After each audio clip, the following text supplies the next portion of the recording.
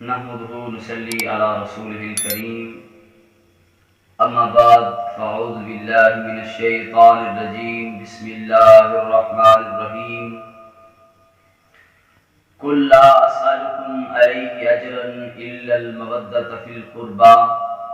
آمنت بالله صدق الله ومولانا العظيم الصلاة والسلام عليك يا سيدي يا رسول الله وعلى آلك واصحابك یا سیدی یا حبیب اللہ۔ لا الہ تو پڑھ لیا اب لے مزہ تاثیر کا، لا الہ تو پڑھ لیا اب لے مزہ تاثیر کا، لا الہ کی تہ کے نیچے خون ہے شبیر کا، اور لا الہ کے پڑھنے والوں لا الہ سے پوچھ لو، لا الہ تو بچ گیا گھر لٹ گیا شبیر کا۔ حسین اٹھ دے یزید ڈھان دے، حسین ہنس دے یزید رون دے، حسین اٹھ دے یزید ڈھان دے، حسین ہنس دے یزید رون دے، یزید ایک اکھ نبھاندا کہکوں، حسین بالا تو ڈھیر باندے۔ اور یزید کہنا یزید کہہ نہیں، یزید ہوندا بھی کہہ نہیں رہندا، یزید کہنا یزید کہہ نہیں، یزید ہوندا بھی کہہ نہیں رہندا۔ حسین ہائے پیا حسین ہے پیا حسین ہوندے، حسین راسی تباہ تھی وے، جیڑا محمد دیار دے نال ویر ہووے، ساڈے ماں پیو دا دین بچ گئے، علی دے پتراں دی خیر ہووے۔ سامعین محترم، آقا حسن و حسین کی بہت بلند ذات ہے، عجب مقام ہے، عجب شان ہے آپ کی، اور نبی کریم رؤوف الرحیم صلی اللہ علیہ وآلہ وسلم نے اپنی پیاری پیاری احادیث مبارکہ میں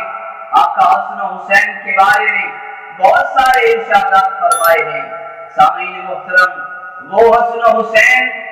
جن کی ناراضگی اللہ کو بھی پسند نہیں ہے، جن کا رونا اللہ کو بھی پسند نہیں ہے، اور آپ کی زندگی کا ایک عظیم پہلو آپ آباد کے سامنے شیئر کرنے کا موقع مل رہا ہے۔ سامعین محترم، ایک دن نبی کریم رؤوف الرحیم صلی اللہ علیہ وآلہ وسلم کی بارگاہ میں ایک اعرابی نے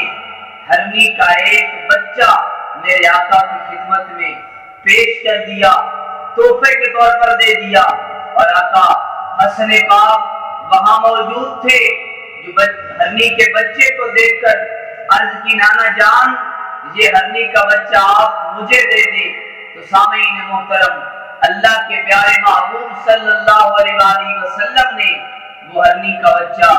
آقا حسن کو عطا کر دیا۔ وہ مدینہ کی گلیوں میں جب لے کر نکلے، سامنے آقا حسین باق آتے ہیں، عرض کی بھائی جان یہ خوبصورت بچہ ہرنی کا کہاں سے لیا ہے؟ تو آقا حسن فرماتے ہیں کہ بھائی حسین، میں یہ بچہ اپنے نانا جان رسول کریم صلی اللہ علیہ وآلہ وسلم کی بارگاہ سے لایا ہوں، نانا جان نے یہ مجھے تحفے کے طور پر ہرنی کا بچہ دیا ہے۔ تو آقا حسین بھی دوڑتے ہوئے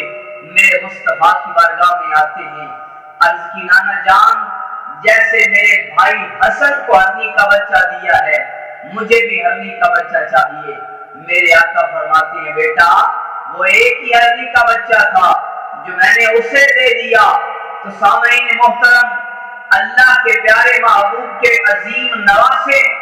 بار بار اصرار کرتے ہوئے کہتے ہیں نانا جان مجھے بھی ہرنی کا بچہ چاہیے، مجھے بھی ہرنی کا بچہ چاہیے۔ ادھر خالق کائنات کی رحمت کو جوش آیا، اور خالق کائنات نے فرمایا جبریل جی رب جلیل، اللہ فرماتا ہے میرے مصطفیٰ کی بارگاہ میں جاؤ، اور میرے مصطفیٰ کی بارگاہ میں جا کے میرا سلام کہنا، اور عرض کرنا کہ یا رسول اللہ صلی اللہ علیہ وآلہ وسلم، اللہ فرماتا ہے کہ حسین کا رونا ہمیں منظور نہیں ہے، بس چند لمحے میں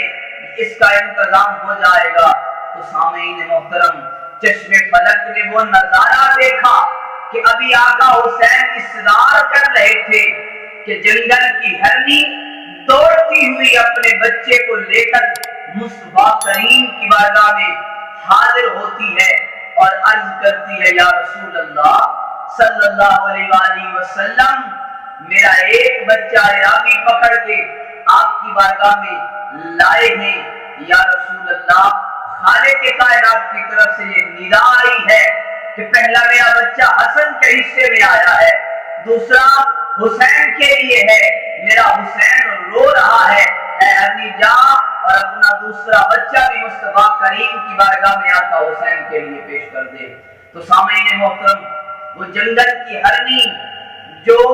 بے زبان ہے وہ بھی سمجھتی ہے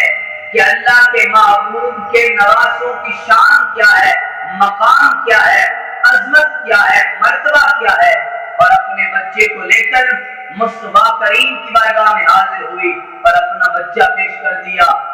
اور جیسے ہی آقا حسین نے وہ ہرنی کا بچہ لیا، خوش ہو گئے، دوڑتے ہوئے گھر پہنچے اور بھائی حسن کو وہ بچہ دکھایا۔ تو سامعین محترم، یہ وہ شہزادے ہیں جن کے جوڑے عرشوں سے جبرائیل جنت سے لے کے آتا ہے، یہ وہ عظیم نواسے ہیں جن کی سواری کا انتظام اللہ کے محبوب یوں فرماتے ہیں کہ دائیں کندھے پہ آقا حسن ہیں، بائیں کندھے پہ آقا حسین ہیں، اور محبوب کی زلف واللین ان دونوں کی مہاریں بنتی ہیں۔ یہ وہ عظیم نواسے ہیں جو جنتی جوانوں کے سردار ہیں اور جن کی محبت ہم سب پہ فرض اور لازم ہے۔ دعا ہے خالق کائنات مالک کائنات ہمیں ان عظیم نواسوں کی محبت اور مودت نصیب فرمائے اور اہل بیت اطہار سے پکی سچی محبت نصیب فرما کے زندگی بھر ان کی غلامی کرنے کی توفیق نصیب فرمائے۔ وآخر دعوانا ان الحمد للہ رب العالمین۔